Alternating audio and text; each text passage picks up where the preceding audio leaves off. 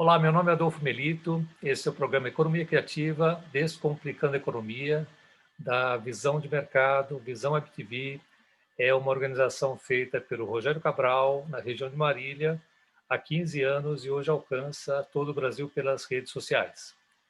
Eu tenho a grande honra e o prazer hoje de entrevistar um grande amigo nosso aqui, que é o Roberto Fadu Machado, também conhecido como Bob.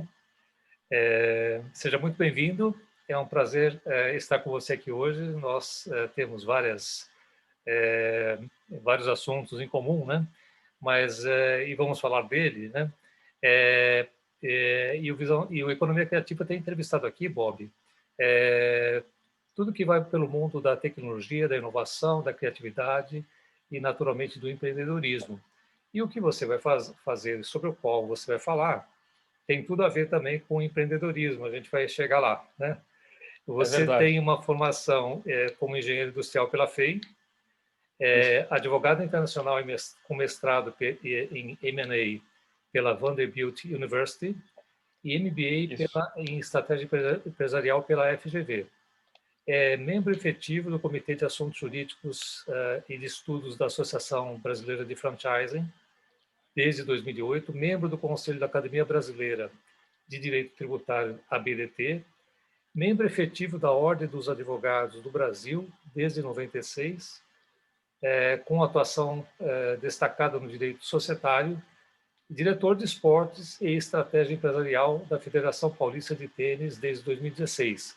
E é também especialista em compliance em LGPD e empreendedor do segmento esportivo. Vamos lá, então. Olha só, eu quero te formular a primeira pergunta. Seja muito bem-vindo, Bob.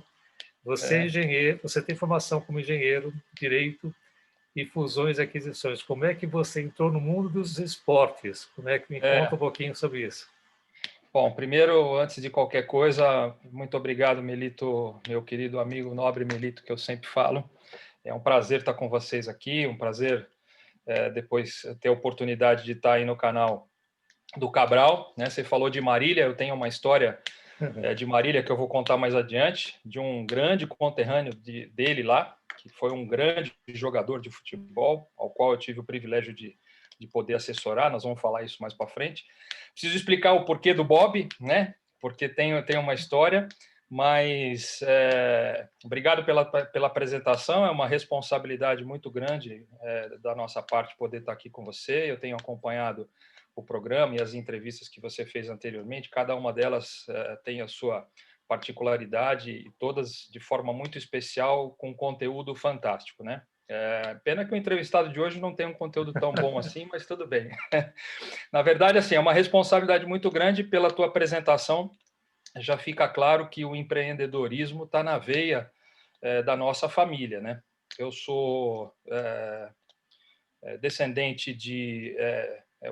é uma mistura bastante interessante, mas por isso que o empreendedorismo está na veia, né? Eu sou neto do português padeiro, né, o seu Manuel, que veio de Portugal. Na verdade, judeus serfraditas, né, que fugiram da guerra, foram para Portugal, mudaram de nome e vieram para o Brasil por parte de pai. E por parte de mãe, eu sou bisneto também do libanês Fadul, por isso que tem Fadul no nome, né? Então é uma mistura assim gigantesca de empreendedorismo na veia, né? Então a gente aprende desde pequenininho, desde criança. Eu não tive o privilégio de conviver com meu avô, infelizmente, quando eu nasci ele já era falecido, meu avô paterno. Meu avô materno, que foi um grande empreendedor também, um grande médico, né, aqui da nossa região, aqui do Alto Tietê, onde eu vivo, onde eu nasci e onde eu fui criado.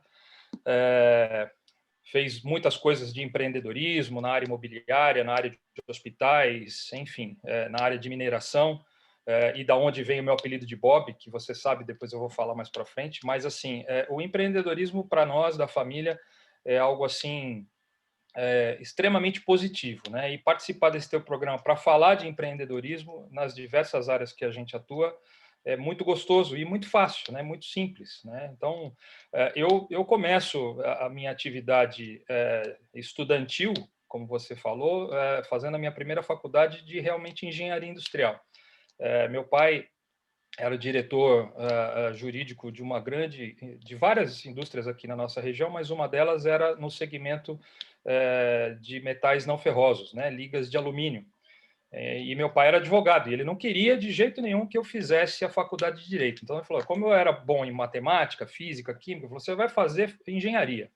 E eu fui fazer engenharia, né? E trabalhei nesse segmento aí de indústria, acabei me apaixonando e estava me formando já com o meu estágio para ir embora para Mercedes-Benz na Alemanha, no ano de 1989 e 90, quando o nosso querido ex-presidente Fernando Collor assumiu e deu aquela reviravolta na economia, né? A empresa que eu trabalhava, infelizmente, acabou fechando em 6 meses.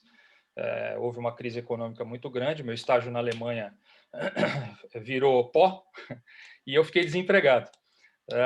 E aí é que eu fui começar a fazer a faculdade de Direito, né, onde depois eu me formei, prestei concurso público depois para magistratura, passei em 2 ocasiões, só que não era aqui no estado de São Paulo, um era na Bahia e o outro lá em Belém do Pará, mas eu acabei não indo e meu pai acabou me trilhando para advocacia empresarial. E aí a gente continua estudando até hoje, né? Fui fazendo as minhas especializações.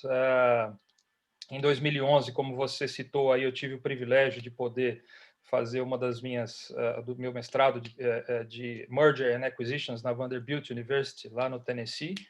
Eu fiquei praticamente 1 ano lá. Foram 9 para 10 meses, fora as provas. Foi muito gostoso.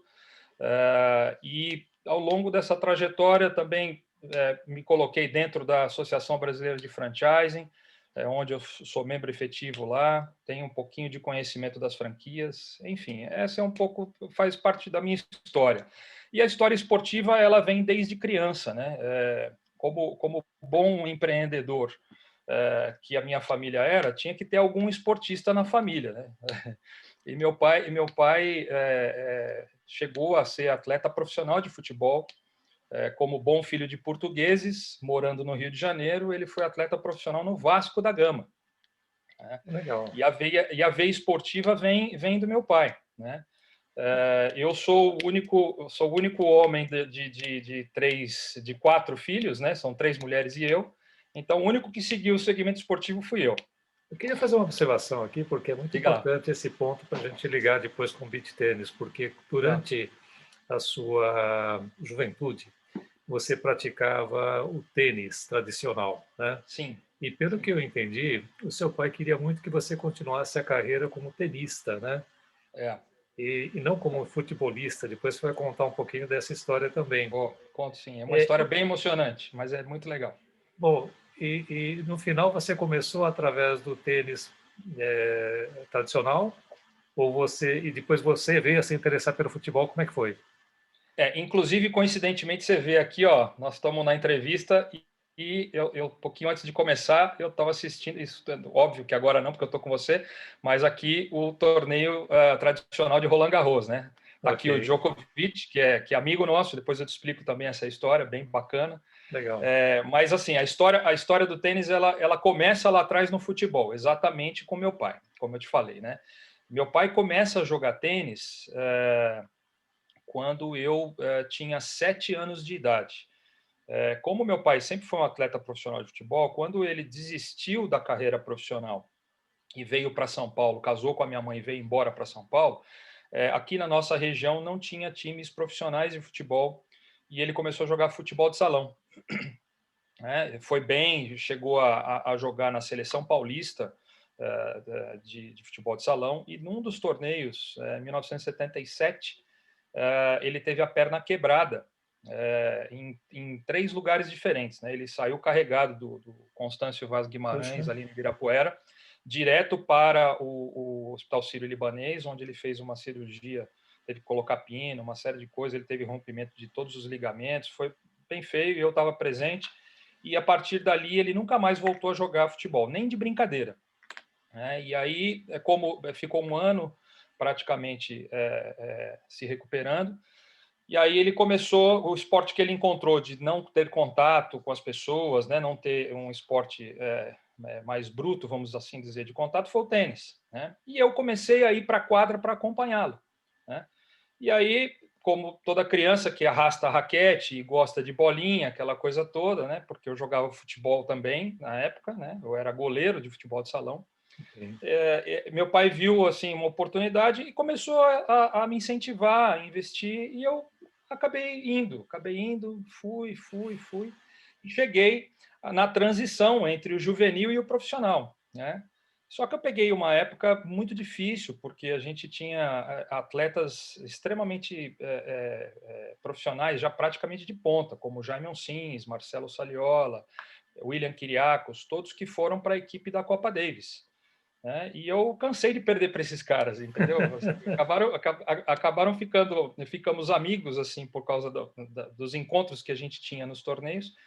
E eu acabei, assim, era muito difícil. O tênis realmente é uma posição muito difícil. Então, quando eu completei 18 anos, eu decidi largar, né? Meu pai ficou triste, óbvio, na ocasião, mas ele falou: olha, então tá bom, segue, vai estudar e vida que segue, né? E eu parei de jogar tênis, fiquei quase que 25 anos sem pegar uma raquete de tênis e voltei por causa da minha esposa, né? A minha esposa e meu filho, né? Então a história do tênis é essa. Por esse longo período sem pegar nas raquetes, mas sempre acompanhando, sempre estando próximo, como observador, como um bom torcedor, aquela coisa toda, mas sem estar praticando especificamente, né? E aí, quando minha esposa começa a jogar o tênis, junto com meu filho mais novo, que também tem uma história bacana, que depois eu posso até contar para você, ela chegou para o professor na época e falou assim, aqui no condomínio que a gente mora: poxa, por que você não chama o Roberto para jogar tênis e tal, né? Ele já foi atleta, assim, assim, assim. Contou um pedaço da minha história para o professor. E aí ele, muito habilmente, num dos dias que eu fui buscar meu filho na escolinha, na aula de tênis, ele falou: poxa, você que é o pai do Daniel e tudo mais. Ah, sim, sou eu. Mas, poxa, vem aqui bater uma bolinha, aquela coisa toda. E aí eu comecei a me enturmar de novo com o pessoal do condomínio. E Mas a eu gente acabou... queria fazer um parênteses aqui para antes de entrar no beach tennis, né, que você já fez a conexão direta. Conta um pouquinho como é que foi a sua história dentro do futebol como empresário, que chama, não? De jogadores, como é que foi isso? Na verdade, eu não fui o empresário, né? Mas, assim, é legal essa parte. Eu pulei um pedaço, mas que bom que você voltou, que a gente entrou direto já na história do tênis. Neste período que eu fiquei estudando, me especializando, aquela coisa toda, em 1997 para 98, eu advogava para um grande grupo empresarial de importação, exportação. Eles tinham diversos negócios no mundo inteiro, e tinham negócios em Vitória, no Espírito Santo, negócios no Rio de Janeiro, negócios em Porto Alegre, e eu advogava para o grupo, era advogado do grupo, advogado empresarial. E um dos donos da companhia acabou fazendo amizade com o Ricardo Rogério de Brito, que acabou depois ficando meu amigo e virou meu padrinho de casamento, que é o famoso alemão, que jogou no Napoli com Careca e Maradona, que jogou no São Paulo com Toninho Cerezo, jogou na seleção brasileira, né? E eles tiveram uma brilhante ideia de montar uma empresa para poder assessorar os atletas de futebol, o alemão como ex-jogador, conhecedor de tudo aquilo que ele havia passado e por onde ele havia passado. E aí montaram essa empresa e eu fui destacado como advogado para advogar para essa empresa. Aí eu me especializei. Uma das minhas especializações, que a gente acabou não citando, eu fiz a primeira pós-graduação em Direito Desportivo, que foi em 1998. A primeira turma da USP, eu fazia parte dessa turma, incentivado pelo alemão. O alemão falava assim: doutor Roberto, o senhor precisa se especializar, então vai, estuda, porque isso pode ser uma situação do futuro. E aí eu me enfurnei na questão do esporte, né, do direito desportivo, assessorando os atletas. Eu não fui... O empresário era ele e o dono da empresa, né? Eu trabalhava como advogado, então, como eu falo, leio e escrevo fluentemente 3 idiomas, né? Na verdade, 4, contando com o português, o inglês, o espanhol e o italiano.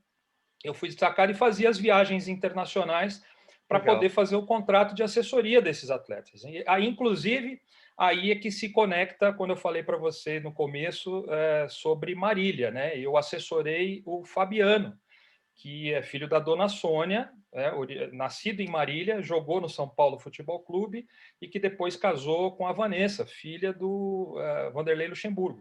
O Fabiano foi meu atleta, fui advogado do Fabiano por muito tempo.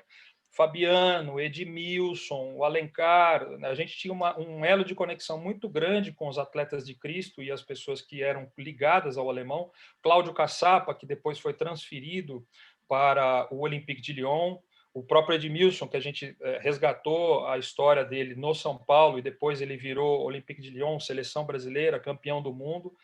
Todas as histórias de bastidor que você puder imaginar, se a gente for falar de futebol, eu sugiro a você que a gente faça um programa separado, né?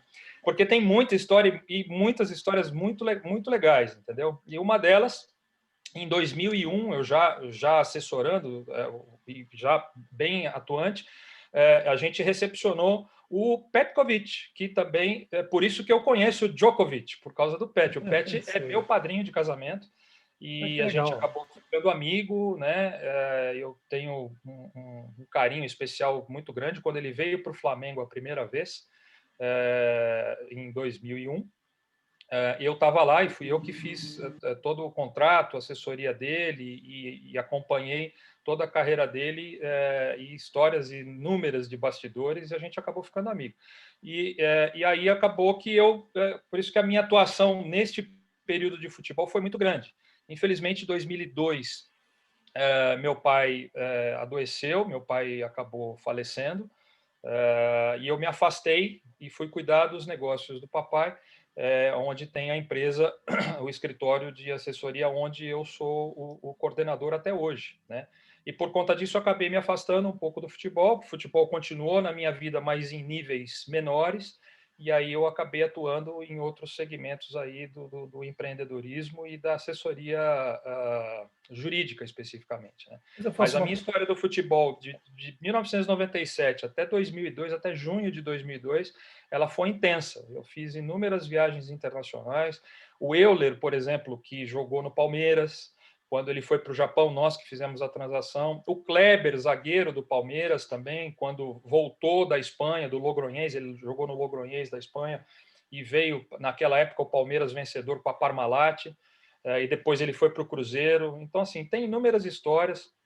Tem uma muito legal que eu não vou contar aqui, porque senão é extenso, né? Mas a gente pode marcar um outro capítulo para falar só de história de futebol, mas essa é bem interessante porque despertou assim uma situação familiar minha muito gigantesca, né? Como a gente tem o pezinho na terrinha lá de Portugal, minha tia Teresa, ela na época, em 2001, ela era secretária executiva da Embaixada de Portugal lá em Brasília. Uhum.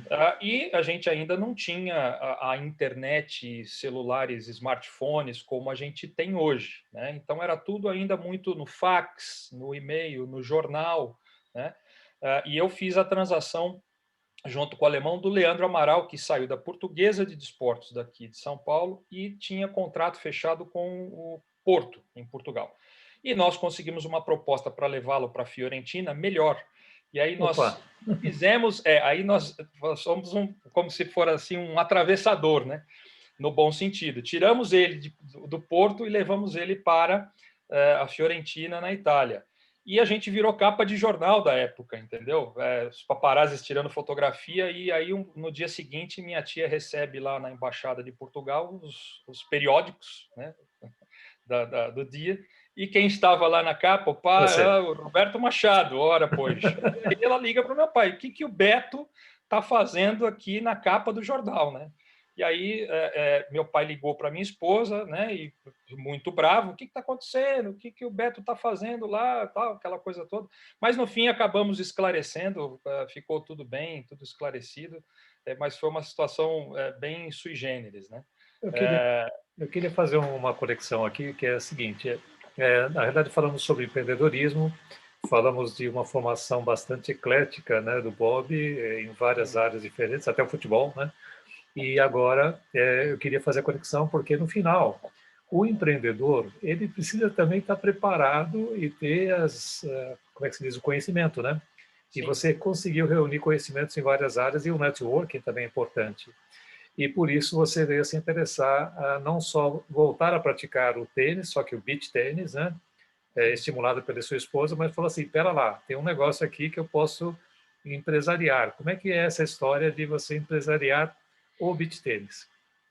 Isso foi bem interessante, Melito, porque depois de toda essa história aí, até eu vou fazer um parênteses rapidinho só para falar o porquê do Bob, né? E Tá? o meu apelido Bob surgiu na época que a gente fazia projetos de mineração em parceria com a Deloitte, né? Então, o meu ex-chefe que você conhece, que foi quem nos apresentou, que é o Antônio Cagian, Sim. ele era um dos sócios da Deloitte e num dos projetos de mineração a gente acabou fazendo uma transação com um grande player europeu que estava comprando uma grande mina de alumínio. E eu acabei descobrindo que tinha, nos estudos de sondagem de solo, por conta da minha formação de engenheiro, descobri que tinha uma jazida de ouro, então acabou Opa. ficando Bob Gold, é o meu apelido. Então por isso que ficou Bob, Bob, Bob, porque o Bob Gold, aquela coisa toda, entendeu? Então ficou assim. Só para fazer esse parênteses rápido, porque Muito do bom. Bob, né? E aí quem foi que nos apresentou foi o Cagiano, então por isso que ele falou, ó, Melito, aqui eu vou te apresentar o Bob, então tá explicado aí o porquê do Bob, né? Mas o elo de conexão com o beach tênis, ele é fantástico e, assim, uma outra história bem emocionante, porque quando minha esposa, que vem do vôlei, Cristiane jogou vôlei profissional na Unimap em Piracicaba, e ela, infelizmente, tem condromalácia, que é a falta da cartilagem no joelho. Né? Então, o joelho ele fica roçando osso com osso, né? Então ela sofre muito com os impactos. E o tênis, obviamente, por conta de quadradura, mesmo jogando no saibro, você acaba tendo impacto. Né? Na época, o professor Reginaldo, que dava aula para ela e dava aula para o Daniel, apresentou. Isso foi no idos de 2000 nós estamos em 2021. Isso foi em 2009. Né? No ano de 2009, o professor Reginaldo apresentou o beach tênis para ela. Ó, Cris, tem uma nova modalidade que está surgindo aqui e é na areia. Como você vem do vôlei, né, de repente vai jogar na areia, pode ser que não tenha tanto impacto, vamos testar? Vamos. E aí, um belo dia, ela chegou em casa com 3 raquetinhas lá, né, e eu olhei aquilo, eu falei, o que é isso? Ah, isso aqui é beach tênis. Aí vem o preconceito do tenista, né? Isso é bem importante falar para você, porque, como você falou, pô, você sentiu o cheiro do negócio, mas você viu, mas no começo, eu confesso a você que, como todo bom tenista, ou ex-tenista, que era o meu caso, né, a gente tem, de certa forma, um pré-conceito formado, né, um pré-conceito formado. E aí eu falei, pô, isso aí deve ser um frescobol melhorado, aquela coisa toda, né? Isso vai passar um mês, 2 meses e vai acabar ficando por aí, né? E ela começou a levar o Daniel também para fazer as aulas de beach tênis. O Daniel gostou, o Daniel era pequenininho, baixinho, gordinho ainda. Hoje ele está com 1,95 m de altura, Uau. gigante.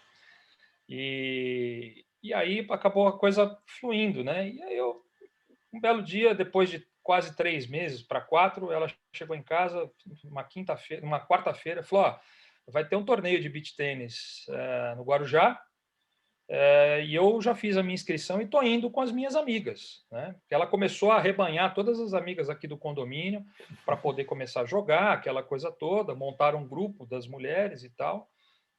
E ela falou: eu vou, tá bom. Eu falei: bom, torneio, né? Normalmente torneio você começa num dia e termina no dia seguinte. Você vai quinta e volta na sexta. Não, eu vou amanhã, que é quinta-feira, e volto só no domingo à noite. Eu falei: como é que história é essa? Que vai para o Guarujá com as amigas, um final de semana prolongado, e vai na quinta e volta no domingo? Não, você não vai sozinha, não. Eu vou e eu quero ver o que vai acontecer.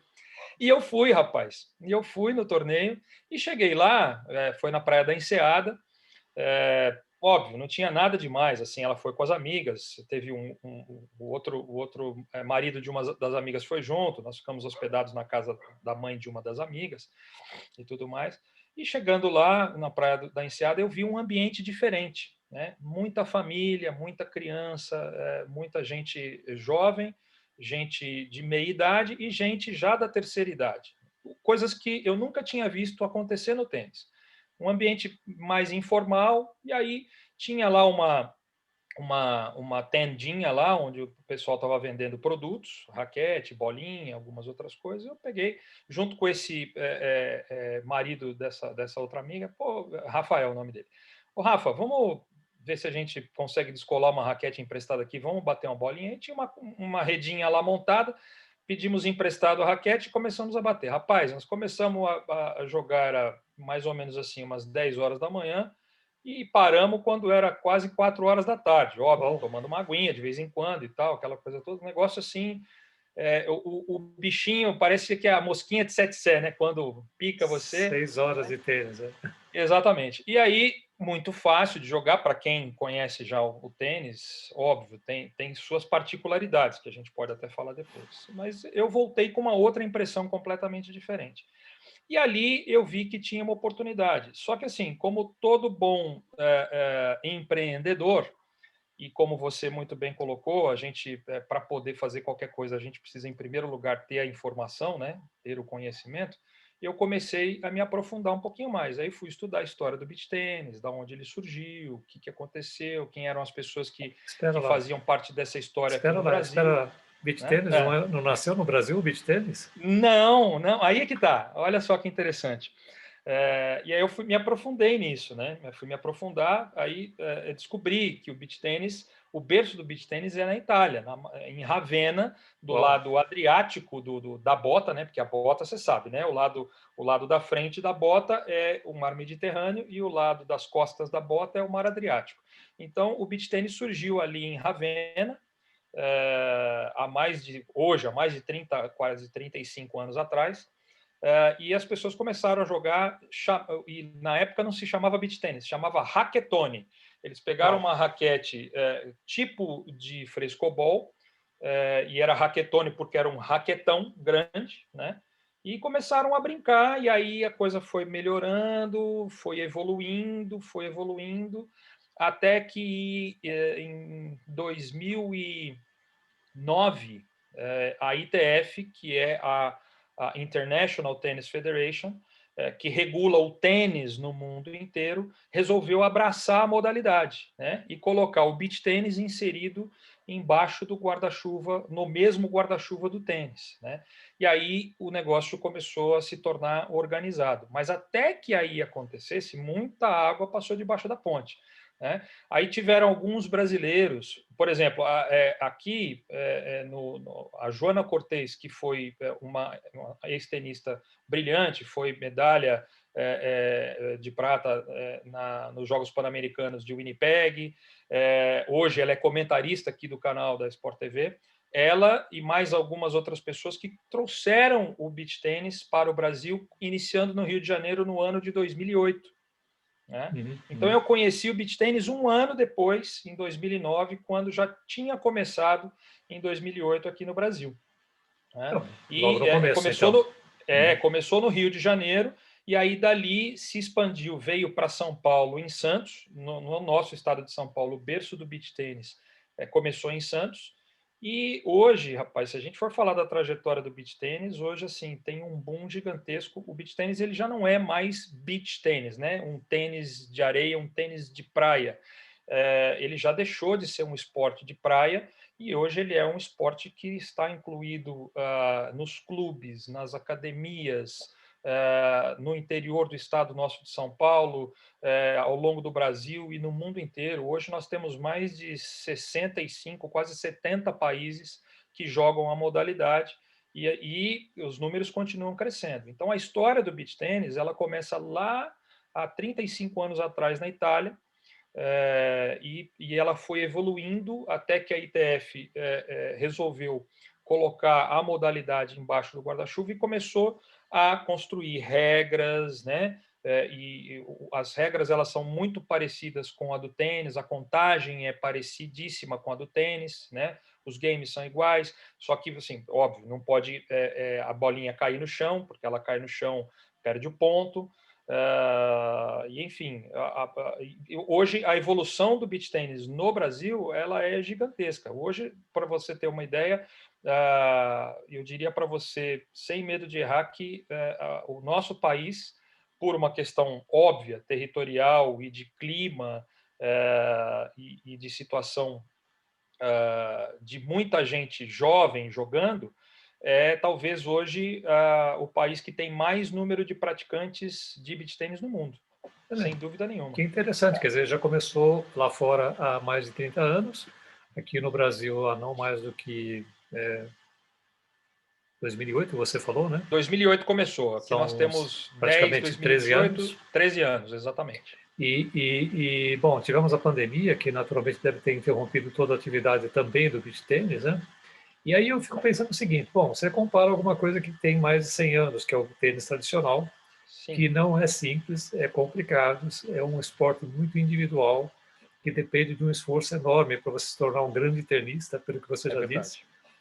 E vis-a-vis uma coisa que você está trazendo do beach tênis, que é o seguinte, você passou a ideia de que isso aqui é uma coisa que agrega a família. Esse é um ponto muito relevante.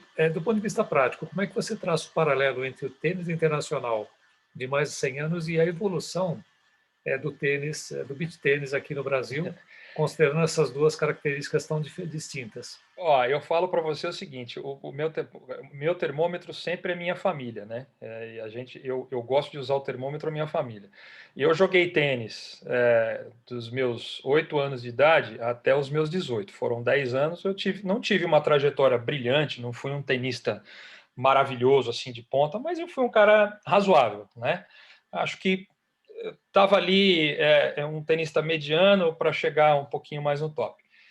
Se eu disser para você que ao longo desses meus 10 anos de carreira, minha mãe, Dona Lourdes, né, meu pai hoje infelizmente já falecido, que foi meu grande incentivador, minha grande gasolina, meu grande motivador o tempo todo me levando nos torneios, por conta de toda essa história que eu já falei para você dele dentro do esporte, plantou dentro do meu coração esse amor pelo esporte. Mas mãe é mãe, né? E minha mãe, ao longo desses meus 10 anos de carreira, se ela foi assistir, acho que uns 2 ou 3 torneios meus, foi muito. Sei. E aí, com a história do beach tênis, né? E o Daniel, que é o único neto homem da família, o resto é tudo neta, tudo mulher, tanto da minha parte quanto da parte das minhas irmãs, só tinha netas mulheres, né? Minha mãe já foi assistir o Daniel, que começou a jogar o beach tênis em 2009, né? Em 13 anos, minha mãe já deve ter ido assistir mais de 25 a 30 torneios dele. Por quê? Por conta dessa atmosfera familiar. O beach tênis te proporciona isso, né? Então ela vai, eu vou assistir o jogo do meu neto, aí ela senta lá, toma a caipirinha dela como espectadora, põe o guarda-solzinho, toma a cervejinha gelada e tal. Então o beach tênis ele tem essa atmosfera mais informal do que o tênis. E ele acaba gerando esta sinergia familiar de uma forma extraordinária, diferente do tênis. Sim, o tênis é muito mais difícil de jogar, sem dúvida nenhuma. Sim, o beach tênis ele é muito menos complicado de se aprender a jogar do que o tênis, tá certo? Você pisa na areia, são outros movimentos. Muitos movimentos são muito similares, mas a dinâmica é outra completamente diferente. Óbvio que para você chegar ao nível de um atleta profissional de beach tênis, você precisa ter um comprometimento, treinamentos específicos, preparação física, alimentação adequada. Isso tudo não muda, né? Para um atleta de alto rendimento, você tem que manter todas essas premissas básicas. Agora, para quem vai se divertir, rapaz, o beach tênis é algo assim extraordinário que traz um valor agregado à família extraordinário. Haja vista, como eu te falei, o meu termômetro aqui em casa começou com a minha esposa e normalmente nas outras tantas famílias também começa da mesma forma, né? A esposa começa a jogar, aí os maridos começam a ficar preocupados. Pô, minha mulher está chegando tarde em casa, está no grupo com as amigas, está jogando beach tênis, deixa eu ver. Aí a hora que o cara vai olhar, realmente elas estão jogando beach tênis, elas levam lá o seu coolerzinho com a cerveja e tal, na quadrinha, do ladinho e tal. Aí o cara começa a perceber, poxa, mas eu também posso me divertir com isso. Vou chamar mais 3 amigos meus aqui e vou jogar um beach tênis, a gente faz um churrasquinho, ou faz né, uma cervejada, alguma coisa toda, e isso acaba com que o esporte evolui de uma maneira muito mais veloz do que o próprio tênis. Este ambiente agregado em relação à informalidade e a alegria das famílias estarem junto, por exemplo, tem família que joga o neto, o pai e o avô juntos, né? Numa mesma quadra. Então, cara, no tênis é quase que impossível de você conseguir fazer isso acontecer. E aí, óbvio, por conta de todo este cenário de pandemia que nós estamos vivendo, houve sim uma interrupção abrupta, porque o ambiente do beach tênis ele é completamente diferente do ambiente do tênis, inclusive para os torneios oficiais, seja ele profissional ou seja ele um torneio amador, que acaba levando muito mais gente por conta deste ambiente que eu falei para você informal, ele impacta direto nessa questão de público, né? Então, a pandemia, vou dizer a você que houve uma frenagem forçada, né? Então, nós temos aí uma demanda reprimida por conta da pandemia, né? Mas que a hora que a pandemia acabar, essa demanda vai com certeza explodir. Eu vou fazer duas análises aqui, que eu, como comentarista, e depois você me corrige, né? Sim. Na prática, você tem o seguinte: bom, nós estamos no final da pandemia, daqui a pouco, graças, se Deus quiser, vai acontecer num prazo muito curto, né? E a gente voltou a ter essa necessidade da socialização, né? Sim. E, na realidade, a socialização na família, que é uma coisa extremamente relevante e importante para todos nós, né? Vamos querer voltar a ter contato com as pessoas queridas que estão fora, que estão longe, né? E essa característica do beach tênis, que está expandindo de maneira muito grande, não está somente na praia, já tem todos os clubes importantes aqui de São Paulo, já tem uma quadra, duas quadras, ou quatro quadras de beach tênis, né? E aí você, como diretor de estratégia e esportes da Federação Paulista de Tênis, como é que você está planejando, né, esse processo aqui no Brasil? Eu sei que também você tem um projeto próprio de empreendedorismo nessa área, mas assim, pensando lá na frente, daqui a 10 anos, o que vai acontecer com o beach tênis? Já vai estar nos esportes olímpicos? O que vai acontecer? Olha, eu diria para você que esse é um sonho nosso que, se Deus quiser, um dia ele será realizado. Não sei se em 10 anos, né, porque a pandemia acabou atrasando o plano não só do beach tênis, mas de muitas outras coisas que estão acontecendo ao redor do mundo, né? Mas, ok, a gente precisa se adaptar. O importante de tudo isso, assim, a minha previsão antes de qualquer circunstância da pandemia era que talvez em 2028 o beach tênis já estivesse inserido no contexto olímpico, né? Para ser já a modalidade, vamos dizer assim, sui generis, né? A modalidade extra nas Olimpíadas de Los Angeles, né? De 2028. Porém, eu acredito que isso não vai acontecer. Talvez daqui a mais 3 Olimpíadas, descontando essa do Japão, é possível que o beach tênis se torne olímpico, sim. Esse é um sonho de trabalho que nós estamos fazendo e eu, como diretor da modalidade dentro da Federação Paulista de Tênis, que é a maior federação dos esportes de raquetes do país, desenvolve de uma forma não só estratégica, mas com paixão, né? A quem eu devo toda essa situação é ao nosso presidente, Luiz Fernando Balieiro, que em 2017 comprou a minha ideia, né? E eu vendi, entre aspas, o projeto do beach tênis para ele. E falei para ele, presidente, se o senhor me deixar trabalhar, eu tenho uma ideia aqui para a gente poder fazer o desenvolvimento do beach tênis no estado de São Paulo. E ele me deu carta branca, a quem virou meu amigo, meu parceiro, meu presidente, e eu devoto assim um respeito, uma credibilidade e assim um homem apaixonado pelo tênis e acabou se apaixonando pelo beach tênis também. Nos emocionamos juntos quando meu filho Daniel, que você sabe que ele é autista e tem síndrome de Asperger, né? Se tornou o primeiro atleta profissional de beach tênis com autismo e síndrome de Asperger a figurar no ranking mundial da ITF, com pontos na ITF em janeiro do ano passado. Nós ficamos extremamente felizes e emocionados por isso, e eu devo toda essa oportunidade ao presidente, que acreditou naquilo que a gente vinha trabalhando desde 2017, onde nós tivemos também o privilégio de sermos campeões da Copa das Federações do Beach Tênis, o campeão brasileiro do beach tênis da modalidade, porque uma das coisas que a gente acabou não falando, por conta da organização da ITF, todo o ecossistema hoje já está organizado. Então, todas as federações estaduais no Brasil já têm o beach tênis ocorrendo em seus estados. Então, nós temos lá em cima, no guarda-chuva principal, a ITF mundial.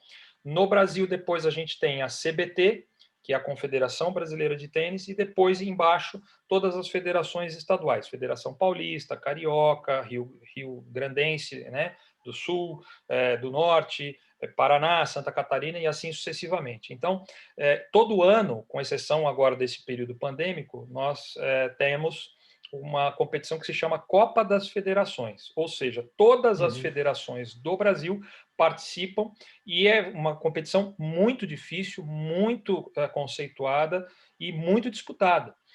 E aí, em 2017, quando o presidente Luiz Fernando Balieiro me deu a oportunidade da gente poder desenvolver, a gente saiu, Estado de São Paulo, de 5º lugar para 1º, ganhamos a competição. No ano seguinte, nós fomos vice-campeão, perdendo por 2 pontos na contagem geral para Rio Grande do Sul.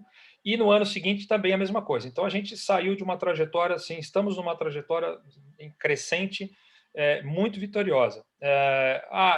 Nós somos responsáveis sozinhos? Lógico que não, porque existem o departamento de capacitação dos professores, nós temos um departamento de arbitragem. Então, tudo que a gente procura fazer em termos de desenvolvimento do esporte é justamente para facilitar com que as pessoas se sintam confortáveis, onde você, se quiser participar de uma competição oficial, você tem todas as regras e as práticas como elas devem ser. E se você também quiser participar de uma competição que não seja oficial, elas também demandam regras, mas de uma forma mais amena, vamos assim dizer, né? Mais agradável, para se tornar um ambiente de alegria e de confraternização. Com tudo isso, o que aconteceu, Melito? A gente viu realmente uma oportunidade. E assim, o mercado ele só tende a crescer, né? Agora, como é que ele vai acontecer daqui a 10 anos? Eu diria para você que, em tese, os números só tendem a aumentar. Por conta de quê? Por conta de tudo isso que nós falamos, de ser um esporte agregador de família, mais simples do que o tênis, mais fácil de você praticar. A quadra de beach tênis, por exemplo, dentro de uma quadra de tênis, cabem 3 quadras de beach tênis. Né? E normalmente você joga o beach tênis em dupla. Né?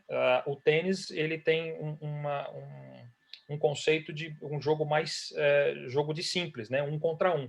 No beach tênis você tem o jogo de duplas e inclusive com duplas mistas. No tênis também você tem dupla mista, né?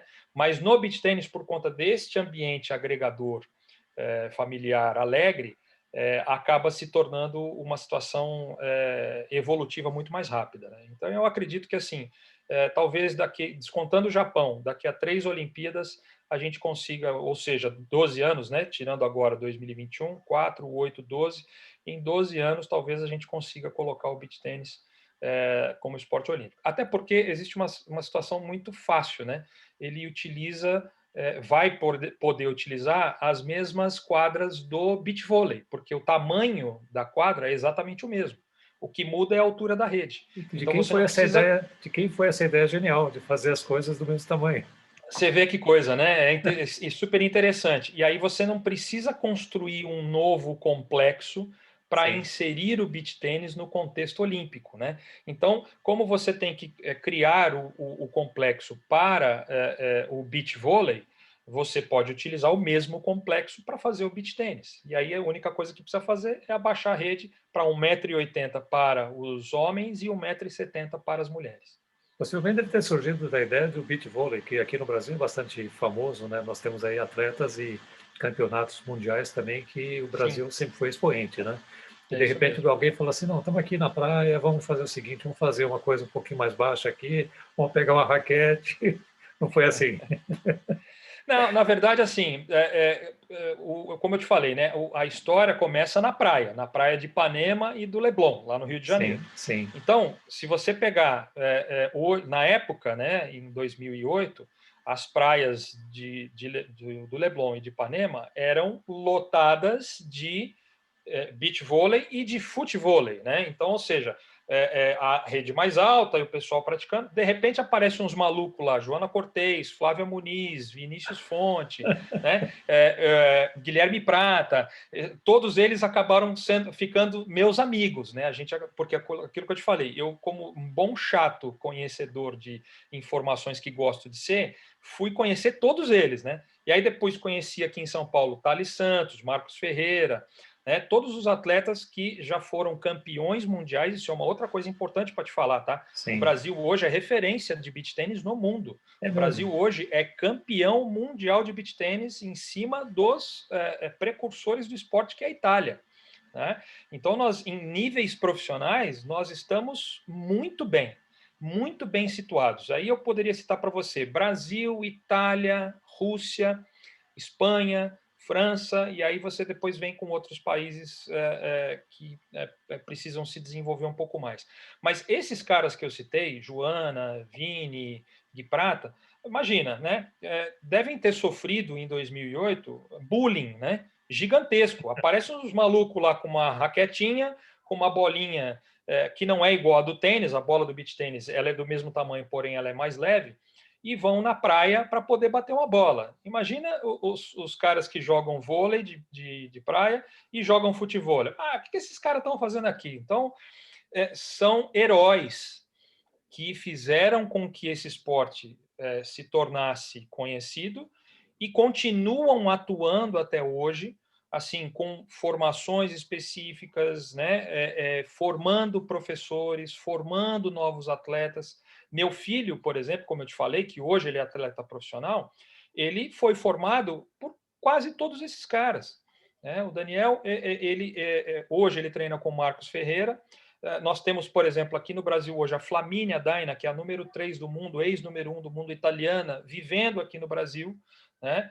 Que é uma referência mundial no beach tênis, dando aulas, fazendo clínicas. Então, assim, essas pessoas que nós precisamos dar honra, porque tem que honrar quem começou a história, fazem parte de toda essa trajetória brilhante do beach tênis e que não vai acabar aqui. Ele vai continuar. O esporte, ele não tem dono, né? Seja qualquer modalidade. O esporte é de quem pratica. E nós que estamos à frente para poder organizar e ajudar, temos a responsabilidade e a missão para fazer com que isso seja disseminado de uma forma organizada, pública, para que as pessoas se sintam felizes, confortáveis e que o esporte cresça.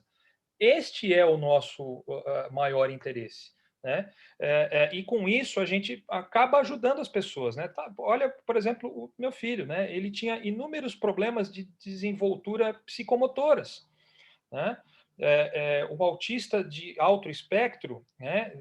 De high level, Daniel, até hoje, ele tem dificuldade para amarrar um tênis. Né? E aí você fala assim, como é que um cara de 18 anos, 19 agora, com 1,95 m de altura, não consegue amarrar um tênis, mas ele, se você vê ele jogando beach tênis, você fala, não acredito.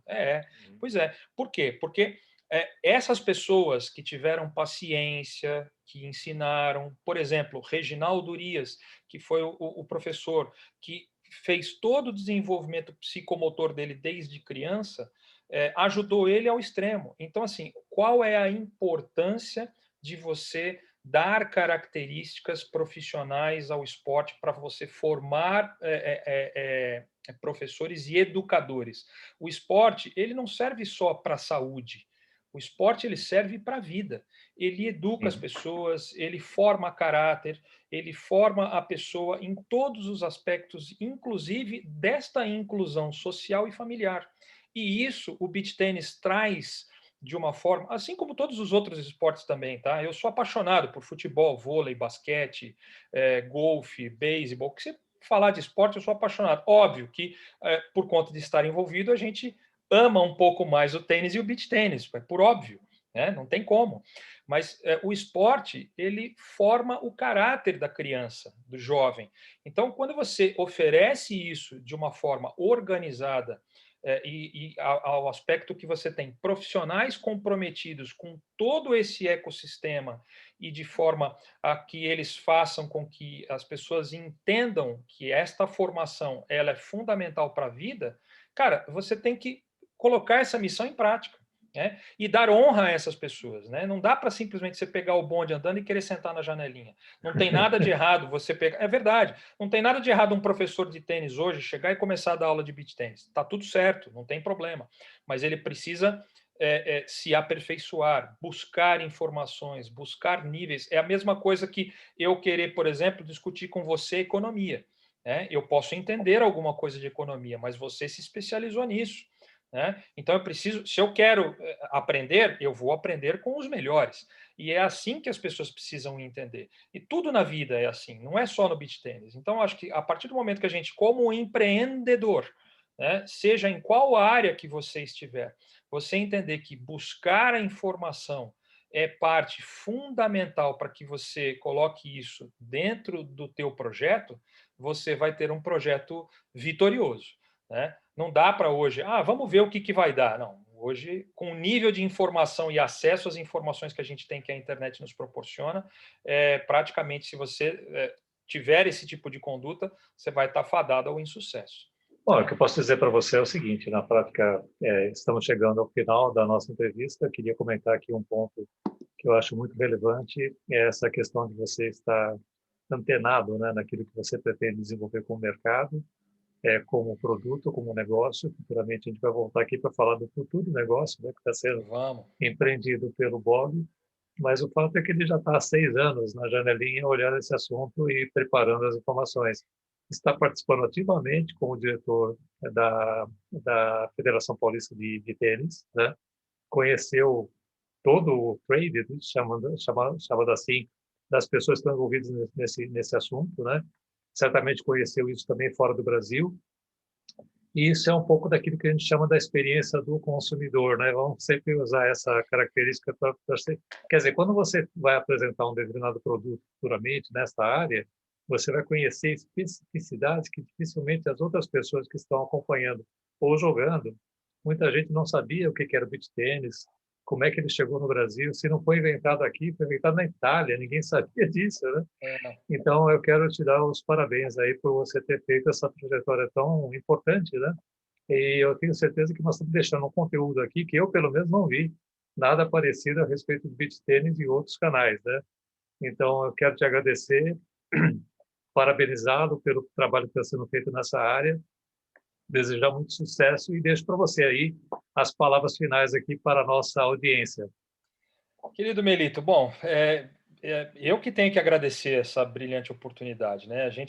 Para a gente poder falar de esporte, de futebol, a gente vai ter que marcar uma outra entrevista para falar só de futebol, para a gente poder falar do negócio, tem tanta coisa bacana para falar, mas assim, eu acho que o mote principal do que nós temos que dizer é o seguinte: como empreendedorismo, né, tem que estar na veia de quem quer fazer alguma coisa diferente, né?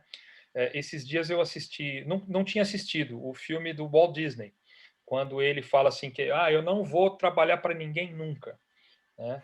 Então, assim, cara, assim, ele sofreu, Sim. mas ele conquistou. Né? Então, as pessoas precisam entender o que você quer fazer. Você tem uma ideia? Então, vai se especializar, vai procurar se informar, né? Então, e enxergue as oportunidades. Às vezes a oportunidade passa e às vezes a gente não enxerga. Agora, o importante é cercar-se de pessoas corretas. Se você não é especialista naquele determinado assunto, não tenha vergonha de perguntar. Né? Dizia meu pai, meu filho, é preferível você ficar vermelho uma vez do que amarelo o ano inteiro. Então, olha, eu não sei isso. Fale que você não sabe. e depois procura se especializar. Não tem vergonha nenhuma nisso. O duro é você dizer uma coisa e a outra completamente diferente acontecer de uma forma por falta de informação. Então, assim, eu tenho 51 anos de idade, não sei tudo, Melito. Por onde eu passei, eu procurei sempre aprender e continuo aprendendo. E a gente aprende todos os dias, nos lugares menos apropriados ou menos, talvez, importantes, entre aspas, do que você imagina. Né? Às vezes a gente aprende numa singularidade de um bom dia ou de um comentário, por exemplo, que meu filho faz em relação a alguma coisa de estatística. Às vezes a gente aprende quando você vai na feira ou no mercado com o caixa do supermercado. Então, fique atento, fique ligado. Né? Nós que somos empreendedores, a gente tem que estar antenado o tempo todo. E isso é em tudo na vida. Né? Eu acho que para a gente. E outra, o sucesso de uma pessoa ou de um negócio, ele não está simplesmente conectado àquilo que você consegue barganhar de lucratividade, né? Mas nas experiências que você adquire. Né? Olha, próprio o exemplo que eu acabei de citar do Walt Disney. Né? Ele começou, não deu certo, começou de novo, não deu certo, começou de novo, não deu certo. Quantos e quantos outros empresários a gente poderia citar que não deram certo e que depois perseveraram, né? A persistência, a perseverança que vai gerando esperança e experiência faz com que você seja resiliente. E isso é fundamental. Né? Então, e não negocie os seus princípios. Isso é o que é o mais importante. Se você acredita que aquilo que você está fazendo, você não precisa agradar os outros para se tornar melhor do que ninguém. Você não pode negociar os teus princípios. Né? E a partir do momento que você tiver isso como convicção de vida, você pode ter certeza que a sua vida será um sucesso. O empreendedorismo dentro do tênis e do beach tênis, ele é um vasto campo que a gente pode fazer outras e outras conversas. Eu diria para você que a minha alegria do desenvolvimento de tudo que a gente tem feito é ver as famílias unidas, é ver os avós com seus filhos, com seus netos dentro das quadras, com uma latinha de cerveja, ou com um copo de caipirinha, ou num churrasco, ou numa confraternização, ou numa torcida. Enfim, isso para nós não tem preço. E os valores da família, né, que são fundamentalmente importantes. O beach tennis traz isso para nós, essa informalidade. Eu agradeço demais a tua gentileza. E para mim, os agradecimentos aqui à Federação Paulista de Tênis, ao meu presidente Luiz Fernando Balieiro, a todos esses abnegados do beach tênis, Joana Cortez, Vinícius Fonte, Guilherme Prata, Flávia Muniz, Thales Santos, Marcos Ferreira, enfim, tantos outros nomes gigantescos que começaram lá em 2008 e fazem com que o nosso esporte seja cada vez mais conhecido, vencedores da Copa do Mundo de beach tênis lá na Rússia. Nós estamos no caminho certo. Eu acho que, além de tudo, o esporte é saúde, vida, faz bem para a mente, faz bem para o coração, faz bem para a alma. E é tudo de bom, cara. E com essa mensagem linda no final aqui, com esses ensinamentos também para o mundo do empreendedorismo, a gente se despede. Muito obrigado novamente, Bob, e nos vemos então na próxima, né? Nos vemos na próxima e tem uma pauta extensa, né? Dá para a gente falar de futebol, dá para a gente falar de beach tênis mais um pouquinho, dá para a gente falar de um monte de coisa. Valeu. Um beijo enorme no teu coração, obrigado pela maravilhosa oportunidade e vamos em frente. Deus nos abençoe, nos guarde e com muita fé nós vamos conseguir vencer essa pandemia. Não é aquele jargão, né? Hashtag tudo vai passar. Vai passar, mas a gente tem que se cuidar, tem que tomar as precauções, o momento ainda é delicado. A gente se solidariza por todas as vidas que foram perdidas. Assim, só para finalizar, eu acabei não citando isso, mas assim a gente teve inúmeros amigos e gente muito próxima da família que nós acabamos perdendo. A gente se solidariza. O momento é delicado, então as pessoas precisam realmente se cuidar e a gente vai seguir adiante e nós vamos vencer. Um beijo enorme no coração de todos, se cuidem e até a próxima. Até lá.